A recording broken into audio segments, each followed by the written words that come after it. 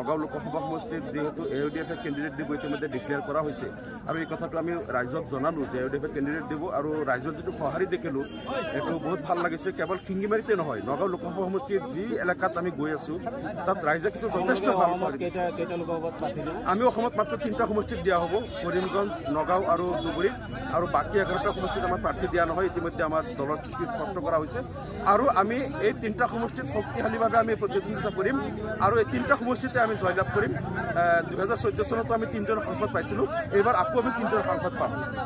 আমাৰ দলৰ প্ৰথম আমাৰ নীতিটো যিটো হ'ল যে আমাৰ 3টা সমষ্টিত আমি প্ৰাৰ্থী দিম, বাকী 11টা সমষ্টিত বিজেপিক পৰাস্ত কৰাৰ স্বাৰ্থত মানে যাক সমৰ্থন দিলে বিজেপি পৰাস্ত হ'ব, আমাৰ ভোটাৰসকলক আমি সেই ৰাস্তা ল'বলৈ আমি আহ্বান জনাম।